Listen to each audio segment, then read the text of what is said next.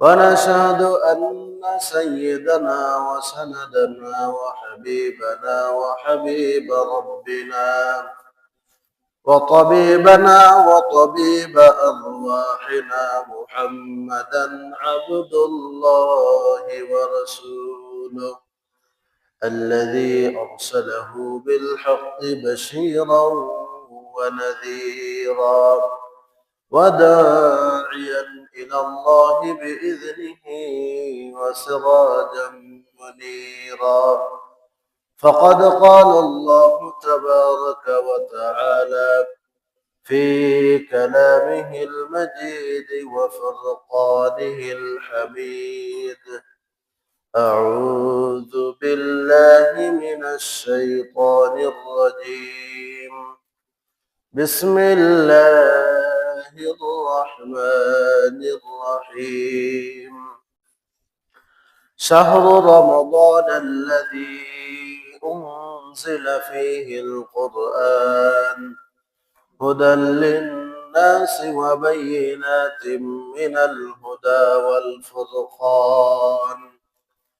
وقال رسول الله صلى الله عليه وسلم عن عائشة رضي الله تعالى عنها أنها قالت: ما رأيت رسول الله صلى الله عليه وسلم استكمل صيام شهر إلا رمضان، وما رأيته أكثر صياما منه في شعبان، أو كما قال النبي صلى الله عليه وسلم.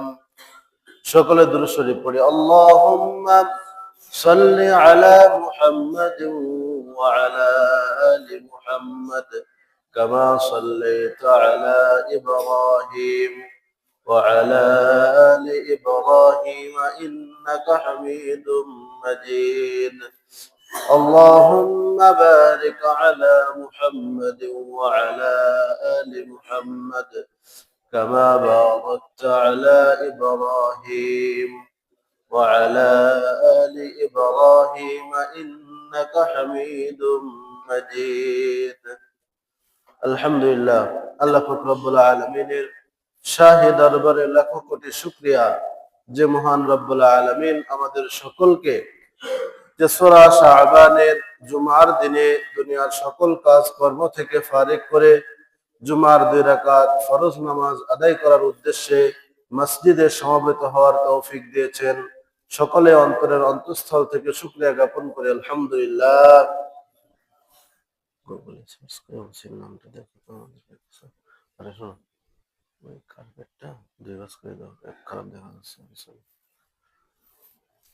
দুরুদ ও সালাম পেশ করি মানবতার মুক্তির দূত জনাবে মুহাম্মদ রাসূলুল্লাহ সাল্লাল্লাহু আলাইহি ওয়াসাল্লামের উপর, যাকে আল্লাহ পাক রব্বুল আলামিন এই পৃথিবীতে রমাদানুল মুবারাকের ফজিলত বর্ণনা করার জন্য এবং পুরা মানব জাতিকে কোরআনের থেকে হিদায়াত বাণী প্রচারের জন্য এই দুনিয়ার বুকে প্রেরণ করেছিলেন। সকলে বলি সাল্লাল্লাহু আলাইহি ওয়াসাল্লাম। তো দেখতে দেখতে আমাদের মাঝে আরো একটি রমাদান সেটা আগত খুব তাড়াতাড়ি, অর্থাৎ 26-27 দিন পরেই আমাদের মাঝে 1447 হিজরি সনের রমাদানুল মুবারক এটা চলে আসবে। তো শাবান মাস শুরু হয়ে গিয়েছে, আজকে হলো 3রা শাবান, শাবানের 3 তারিখ। তো এই শাবান মাস শুরু হওয়ার থেকেই আল্লাহ রসুল তিনি রমাদানুল মুবারকের জন্য তিনি প্রস্তুতি গ্রহণ করতেন এবং কিছু আমল তিনি করতেন। এই আমল সম্পর্কে আমি সহিহ বুখারী শরীফের 1969 নম্বর হাদিস আমি তেলাওয়াত করেছি। এই হাদিসের মধ্যে হযরত আয়েশা সিদ্দিকা রাদিয়াল্লাহু তাআলা আনহা আল্লাহ রসুলের রমাদানুল মুবারকে বিশেষ একটি আমলের কথা বলেছেন এবং হযরত উসামা ইবনে যায়েদ রাদিয়াল্লাহু তাআলা আনহু তিনি আল্লাহ রসুলকে এই আমল সম্পর্কে জিজ্ঞাসা করলে আল্লাহ রসুল তিনি চমৎকার একটি উত্তর দিয়েছিলেন। তো আজকে আমরা শাবান মাসের গুরুত্ব এবং ফজিলত সম্পর্কে আল্লাহ রসুলের সুন্নাহ থেকে জানার চেষ্টা করব ইনশাআল্লাহ। যে রমাদানুল মুবারকের পূর্ব মাস শাবান মাস, এই শাবানের অর্থ কি এবং এই শাবান মাসে আমার আপনার কি করণীয় কি বর্জনীয় সম্পর্কে আমরা আলোচনা করবো ইনশাআল্লাহ। তো আমি সূরাতুল বাকারার 185 নম্বর আয়াত আমি তেলাওয়াত করেছি। এই আয়াতের মধ্যে আল্লাহ তাআলা রমাদানুল মুবারকের ফজিলত বর্ণনা করেছেন এবং রমাদানুল মুবারক এটা কেন এত গুরুত্বপূর্ণ এবং কেন এত ফজিলতপূর্ণ মাস অন্যান্য আরো 11টি মাসের তুলনায়। তো আল্লাহ তাআলা এই আয়াতের মধ্যে সহিহ মুসলিম শরীফে আল্লাহ রসুল যেভাবে বলেছেন এবং কোরআনে কারিমের সূরাতুল বাকারার 185 নম্বর আয়াতেও আল্লাহ তাআলা এ সম্পর্কে ইরশাদ করেছেন। আল্লাহ তাআলা সূরাতুল বাকারার 185 নম্বর আয়াতে রমাদানুল মুবারকের ফজিলতপূর্ণ মাস হওয়ার পিছনের কারণ সম্পর্কে আল্লাহ তাআলা উল্লেখ করেছেন। আল্লাহ তাআলা বলেন, শাহরু রমাদানাল্লাযী উনজিলা ফীহিল কুরআন হুদাল লিন-নাসি ওয়া বাইয়িনাতিম মিনাল হুদা ওয়াল ফুরকান। আল্লাহ তাআলা বলেন, শাহরু রমাদানাল্লাযী, রমাদান মাস হলো ওই মাস, আল্লাযী উনজিলা ফীহিল কুরআন, যে মাসে কোরআনে কারীম আল্লাহ তাআলার পক্ষ থেকে প্রথম আসমানে, যে আসমানটা, যে আসমানের মহাশূন্যটা আমরা দেখতে পাই, লাউহে মাহফুজ থেকে এই প্রথম আসমানে আল্লাহ তাআলা কোরআনে কারীমকে এই রমাদানুল মুবারক মাসে নাজিল করেন। সুবহানাল্লাহ। উনজিলা ফীহিল কুরআন, আমরা এই আয়াত থেকে জানতে পারলাম কোরআনে কারীম রমাদানুল মুবারকে নাজিল হওয়ার কারণে, রমাদানুল মুবারক মাসে নাজিল হওয়ার কারণে আল্লাহ তাআলা এই মাসের মর্যাদাকে অন্যান্য মাসের তুলনায় বৃদ্ধি করে দিয়েছেন। সুবহানাল্লাহ। এবং এই মাসের মধ্যে একটি রজনী রয়েছে, যে রজনীটা হলো লাইলাতুল কদর।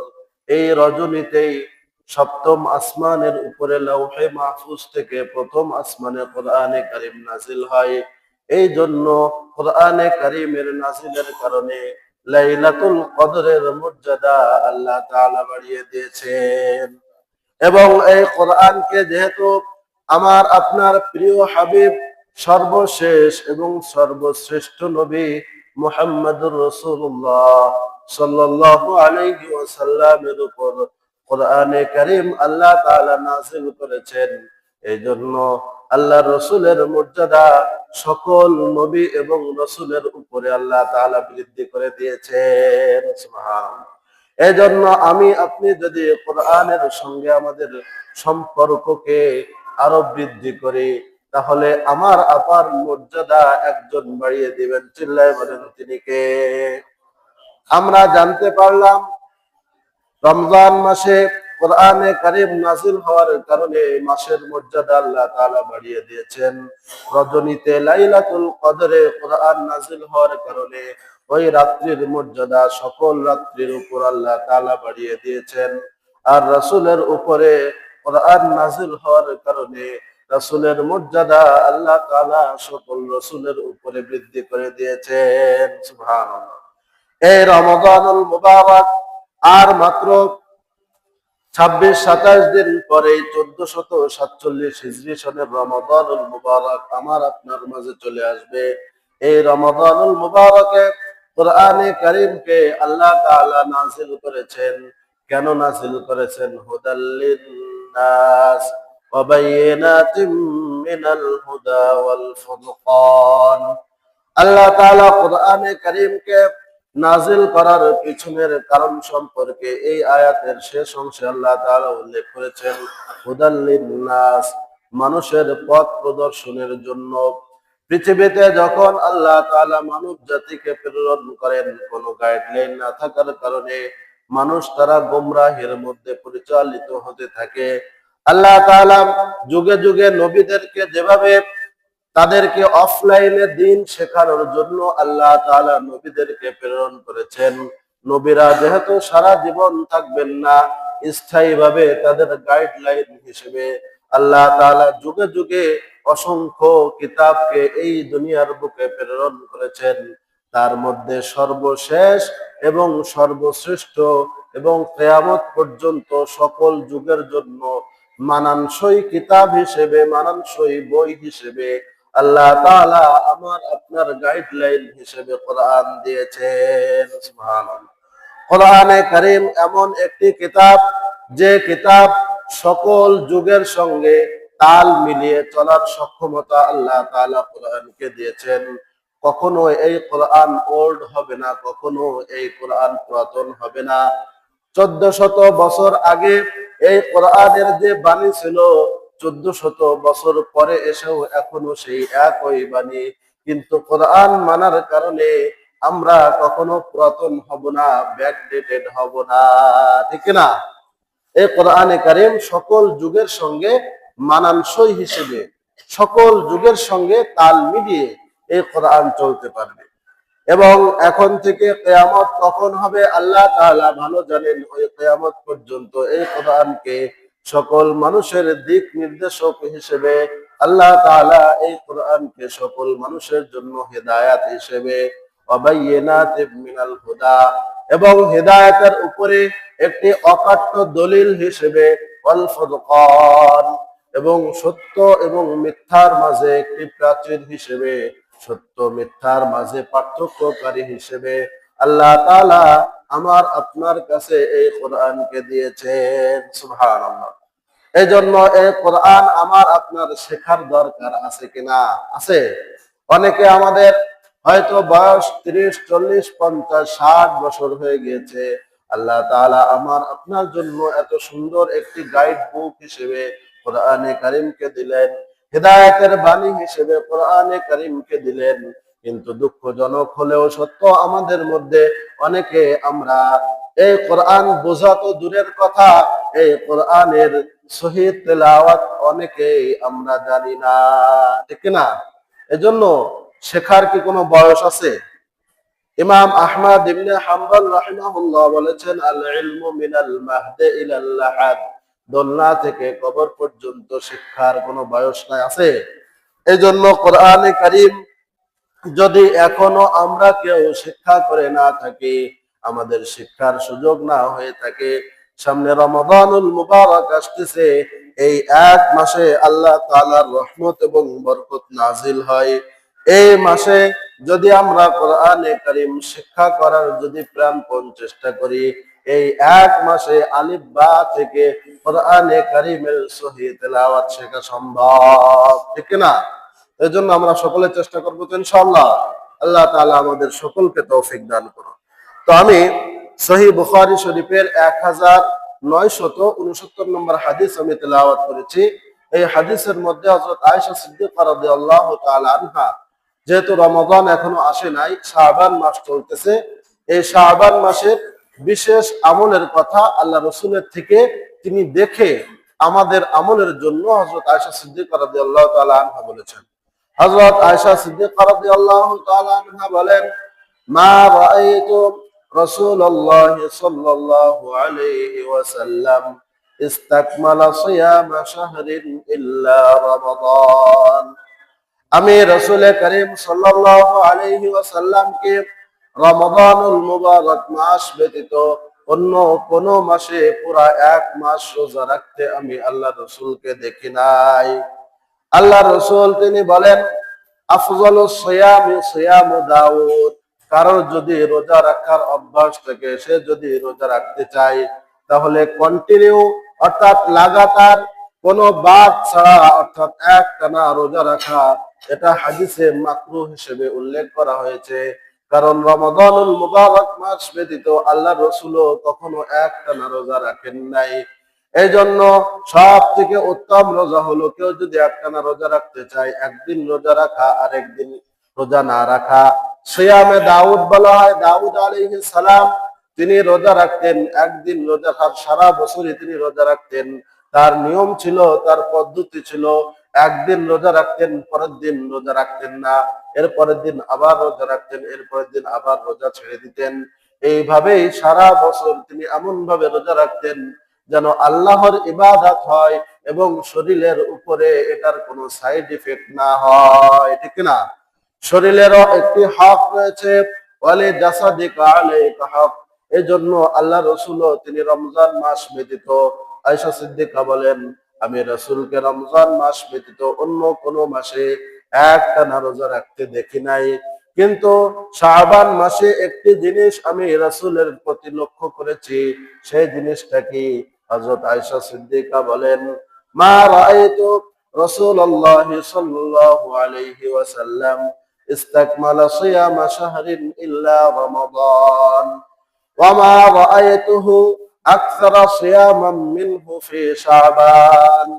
আমি রাসূলের একটানা রোজা রমজান মাস ব্যতীত অন্য কোনো মাসে রাখতে দেখি নাই, কিন্তু রমজান মাসের পর সব থেকে বেশি রোজা এই শাবান মাসে ছাড়া অন্য কোনো মাসে আমি রাখতে দেখি নাই। সুবহানাল্লাহ। তাহলে আমরা এই হাদিস থেকে জানতে পারলাম যে আল্লাহ রসুল তিনি রমাদানুল মুবারক মাসে পুরা মাস তিনি রোজা রাখতেন, আর রমাদানুল মুবারক মাসের পরে সব থেকে বেশি, একটানা না কিন্তু সব থেকে বেশি রোজা রাখতেন কোন মাসে? এই শাবান মাসে। এই হাদিসটি হলো সহিহ বুখারী শরীফের 1969 নম্বর হাদিসে হযরত আয়েশা সিদ্দিকা রাদিয়াল্লাহু তাআলা আনহা থেকে বর্ণিত। আল্লাহ রাসূল তিনি এইভাবেই এই শাবান মাসটা তিনি অতিবাহিত করতেন। আল্লাহ রাসূলের এই আমল দেখে হযরত উসামা ইবনে যায়েদ রাদিয়াল্লাহু তাআলা আনহু আল্লাহর রাসূলের অত্যন্ত প্রিয় একজন সাহাবী ছিলেন। আল্লাহর রাসূলের কাছে জিজ্ঞাসা করলেন, হে আল্লাহর রাসূল, আমি আপনাকে রমাদানুল মুবারক মাস ব্যতীত অন্য কোনো মাসে একটানা লাগাতার আমি রোজা রাখতে দেখি নাই, কিন্তু এই শাবান মাসে আপনি এত অধিক পরিমাণে রোজা রাখেন যে রোজাটা আপনি অন্য কোনো মাসে আপনি রাখেন না, এর কারণ কি? আল্লাহ রাসূল তার প্রতি উত্তরে সুন্দর একটি উত্তর দিলেন, যে উত্তরটা আমাদের সকলের জানা দরকার। আমাদের প্রথম জানতে হবে, যেভাবে একটি দেশের জন্য বছরে বিল পাস হয় এবং ওই পুরা বছরের হিসাব কিতাব সংসদে পেশ করা হয়, অর্থ মন্ত্রণালয়ের অধীনে অর্থমন্ত্রী সেটা পেশ করেন, অনুরূপভাবে আল্লাহ তাআলার কাছে প্রতিদিন যেভাবে আমাদের আমল পেশ করা হয়, সাপ্তাহিক আমাদের আমল পেশ করা হয়, অনুরূপভাবে বাৎসরিক আমাদের আমল পেশ করা হয়। আমাদের আমল পেশ করা হয় প্রতিদিন হলো ফজর এবং আসরের সময় ফেরেশতাদের পালাবদল হয়। একদল ফেরেশতা তারা ফজরের সময় আল্লাহ তাআলার কাছে পৌঁছে যান, আবার নতুন একদল ফেরেশতা আসেন, আবার আরেক দল ফেরেশতা তারা আসর পর্যন্ত ডিউটি করে আসরের সময় চলে যান, আবার নতুন করে আরেক দল ফেরেশতা আসেন। এজন্য আল্লাহ তাআলা আমার আপনার জন্য ফজর এবং আসরের নামাজকে গুরুত্বপূর্ণ হিসেবে রাসূল হাদিস শরীফে উল্লেখ করেছেন।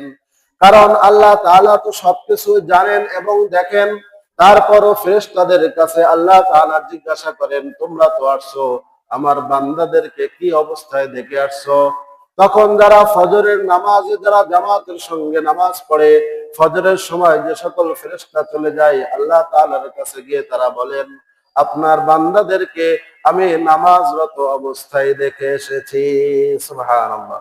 অনুরূপভাবে আসরের সময় যে সকল ফেরেশতা আল্লাহ তাআলার কাছে তাদের ডিউটি শেষে গমন করেন, তাদের কাছে আল্লাহ তাআলা জিজ্ঞাসা করেন, বান্দাদেরকে কি অবস্থায় দেখে এসেছো? তারা বলে, আপনার বান্দাদেরকে আমি নামাজরত অবস্থায় দেখে এসেছি। আল্লাহ তাআলা খুশি হয়ে যান। এটা হলো দিনের দুই সময় আল্লাহ তাআলা ফেরেশতাদের কাছে আমল সম্পর্কে জিজ্ঞাসা করেন। আর সাপ্তাহিক দুই দিন, একটি হলো সোমবার, একটি হলো বৃহস্পতিবার, এই দুই দিনে আল্লাহ তাআলার কাছে সাপ্তাহিক আমল পেশ করা হয়। এই জন্য আল্লাহ রাসূল তিনি সোমবার এবং বৃহস্পতিবার সাপ্তাহিক দুই দিন তিনি রোজা রাখতেন। সুবহানাল্লাহ। এটা হলো সাপ্তাহিক। এবং বাৎসরিক একটি মাস রয়েছে যে মাসে আল্লাহ তাআলার কাছে বান্দাদের সকল আমল পেশ করা হয়, সেই মাসের নামটি হলো শাবান। সুবহানাল্লাহ। সেই মাসের নাম কি? শাবান। এই শাবান, এই মাসের শাব্দিক অর্থের মধ্যে রহমত রয়েছে। শাবান এটার শাব্দিক অর্থ আরবিতে হলো শাখা প্রশাখা, অর্থাৎ আল্লাহ তাআলার রহমতের বিস্তৃতি। রমাদানুল মুবারকের পূর্ব মাস হিসেবে এই মাসে আল্লাহ তাআলা তার বান্দাদের উপরে রহমতের বিস্তৃতি বাড়িয়ে দেন। সুবহানাল্লাহ। হযরত উসামা ইবনে যায়েদ রাদিয়াল্লাহু তাআলা আনহু আল্লাহ রাসূলের কাছে জিজ্ঞাসা করলেন, হে আল্লাহর রাসূল, আপনি রমাদানুল মুবারক মাসের পরে সব থেকে বেশি রোজা এই শাবান মাসে কেন রাখেন? আল্লাহ রাসূলের এই কথা উত্তরে, উসামা ইবনে যায়েদের এই কথার উত্তরে আল্লাহ রাসূল বললেন, কারণ এই মাসে হলো আল্লাহ তাআলার কাছে বান্দাদের সকল আমল পেশ করা হয়। ফাউহিব্বু আন ইউরফা আমালি ওয়া আনা সাইম। আমি ভালোবাসি, আমি পছন্দ করি আমার রবের কাছে, আমার প্রভুর কাছে আমার সকল আমল পেশ করা হবে যে অবস্থায় আমি রোজাদার থাকবো। সুবহানাল্লাহ। আল্লাহ রাসূল বলেন যে আমি রোজাদার আছি, এই অবস্থায় আমার সকল আমল আল্লাহ তাআলার কাছে পেশ করা হবে, এটা আমার খুবই ভালো লাগে এবং আমি পছন্দ করি। সুবহানাল্লাহ। এই জন্য আল্লাহ রাসূল তিনি শাবান মাসে সব থেকে বেশি রোজা রাখতেন, একদিন পর একদিন তিনি রোজা রাখতেন, এমনকি 27 তারিখ পর্যন্ত রোজা রাখতেন, তারপর আর রোজা রাখতেন না। কারণ শরীর যদি দুর্বল হয়ে যায়, এই শাবানুল মুবারক মাসের রোজা হলো, এটা হলো নফল রোজা, এই রোজা রাখার কারণে রমাদানুল মুবারক মাসের রোজা রাখার উপরে যেন কোনো প্রভাব না পড়ে, এই জন্য আল্লাহ রাসূল রোজা বেশি রাখতেন। কিন্তু 27 তারিখের পর, 27শে শাবানের পর আর কোন রোজা আল্লাহ রাসূল রাখতেন না। এজন্য আল্লাহ রাসূল সর্বোত্তম পন্থা হিসেবে শাবান মাসের আইয়ামে বীজের যে 3টি রোজা রয়েছে, প্রত্যেক মাসের 13, 14 এবং 15 তারিখের রোজা, এটা হলো আল্লাহ রাসূল নফল হিসেবে, মুস্তাহাব হিসেবে উম্মতের জন্য সাব্যস্ত করেছেন। আমাদের যাদের সম্ভব হবে আমরা এই 3 দিন রোজা রাখবো। আল-লাইলাতুন নিসফি মিন শাবান, অর্থাৎ শাবানের মধ্য রজনী, এই দিনের রোজা রাখার ব্যাপারেও আল্লাহ রাসূল আমাদেরকে উদ্বুদ্ধ করেছেন। আর এক এক দিন রোজা রাখলে আল্লাহ তাআলা আমাদের জন্য জান্নাতকে এক এক হুব্বা পরিমাণ তিনি দূরে সরিয়ে দিবেন। সুবহানাল্লাহ। তো এই রোজা রাখার কারণে আমাদের যেভাবে শারীরিক উপকারিতা রয়েছে, অনুরূপ ভাবে আমাদের আরেকটি উপকারিতা, যেটা দ্বীনি উপকারিতা, আল্লাহ রাসূল তিনি আমার আপনার জন্য বর্ণনা করে গিয়েছেন। সহিহ বুখারী শরীফে এবং মুসনাদে আহমদ শরীফের হাদিসে আল্লাহ রাসূল বর্ণনা করেছেন। এবং শাবান মাসের আরো একটি করণীয়, যেটা আল্লাহ রাসূল আমার আপনার জন্য হাদিস শরীফে রেখে গিয়েছেন, সেটা হলো রমাদানের প্রস্তুতি গ্রহণ করা। যেভাবে পরীক্ষার পূর্ব প্রস্তুতি শিক্ষার্থীরা গ্রহণ করে, অনুরূপ ভাবে আল্লাহ রাসূল তিনি রমাদানুল মুবারক মাসের পরে শাবান মাসে তিনি রমাদানুল মুবারকের জন্য প্রস্তুতি গ্রহণ করতেন। হযরত আয়েশা সিদ্দিকা বলেন, সাদ্দাল মিজারা, আল্লাহ রাসূল তিনি আমরা স্বাভাবিক কাজ করার জন্য, কাজের প্রতি আরো মনোনিবেশ করার জন্য যেভাবে আমাদের কোমরে গামছা বেঁধে নিয়ে টাইট করে করি না, আমরা অনেক সময় যখন আমরা কাজটা আরো গুরুত্ব সহকারে করতে হবে এবং ওই কাজটা যেন কোনো ত্রুটি না থাকে ওই কাজের মধ্যে, আমরা কি করি, গ্রামে আমরা কোমরে কি করি, যে কোনো কথার ক্ষেত্রেও আমরা বলি যে কোমরে গামছা বেঁধে লেগে গেছে, ঠিক না? আল্লাহ রাসূলের এই আমলের ব্যাপারে হযরত আয়েশা সিদ্দিকা এই হাদিসের শব্দ ব্যবহার করেছেন, ওয়াসাদ্দাল মিজারা, আল্লাহ রাসূল তিনি কোমরে গামছা বাঁধার মতো তিনি এই রমাদানুল মুবারকের প্রস্তুতির জন্য এই শাবান মাসকে পূর্ব প্রস্তুতিমূলক মাস স্বরূপ আল্লাহ রাসূল গ্রহণ করতেন। রমজানুল মুবারকে একটানা রোজা রাখতে যেন কোনো কষ্ট না হয়, এই জন্য আল্লাহ রাসূল তিনি প্র্যাকটিস স্বরূপ শাবান মাসে তিনি বেশি বেশি রোজা রাখতেন। উম্মতের জন্য তিনি রোজা রাখতে যেভাবে উদ্বুদ্ধ করেছেন, আবার তিনি বলেছেন এত বেশি রোজা রাখাও শাবান মাসে মাকরুহ হিসেবে উল্লেখ করেছেন। যত বেশি রোজা রাখলে সেই রোজার প্রভাব এবং শারীরিক দুর্বলতার কারণে আমাদের রমাদানুল মুবারক মাসে রোজা রাখাটা আমাদের জন্য কষ্টকর হয়ে যাবে। এই জন্য এই শাবান মাসে আমাদের রোজা রাখতে হবে। একদিন পর একদিন যদি আমরা কেউ সামর্থ্য হই আমরা রোজা রাখবো, কিন্তু এত বেশি রোজা রাখাও ঠিক হবে না। যত বেশি রোজা রাখার কারণে আমাদের রমাদানুল মুবারক মাসে রোজা রাখার উপরে কোনো প্রভাব পড়বে। কারণ ফরজ আগে না মুস্তাহাব আগে? কোনটা আগে? কারণ রমাদানুল মুবারক মাসের যদি একটি রোজা কেউ না রাখে, তাহলে তার কাফফারা কয়টি রোজা? কয়টি? 60টি।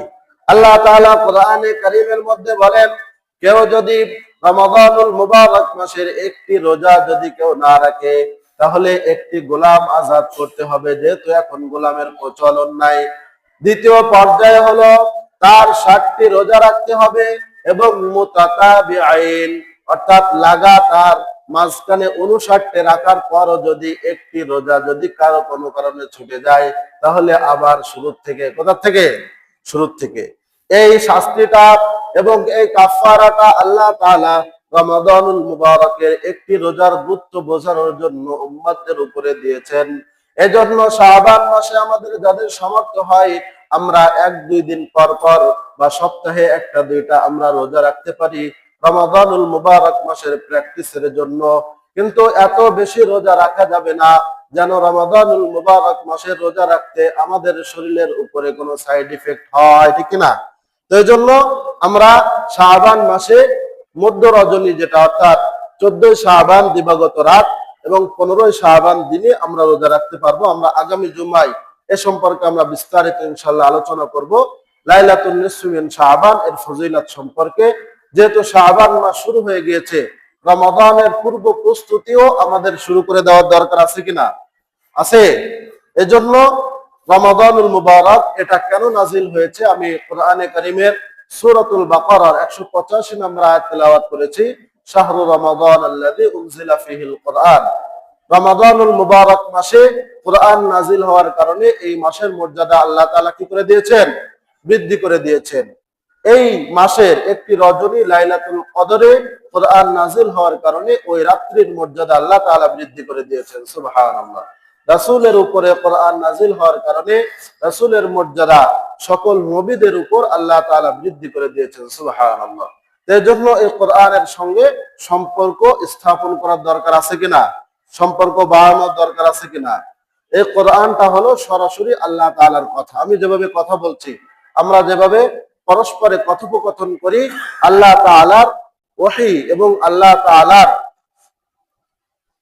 থেকে নিঃসৃত বাণী এবং পুরা উম্মাহের জন্য একটি গাইড বুক হিসেবে কিয়ামত পর্যন্ত আল্লাহ তাআলা কোরআনকে দিয়েছেন। তো আমরা যারা কোরআনের সহিহ তেলাওয়াত না পারি, আমরা এখন থেকেই প্রস্তুতি গ্রহণ করি যেন আমরা এই রমাদানুল মুবারকের 1 মাসে হলেও কোরআনে কারীম আমরা সহিহ তেলাওয়াত শিখতে পারি। আল্লাহ তাআলা আমাদের সকলকে আমল করার তৌফিক দান করুন।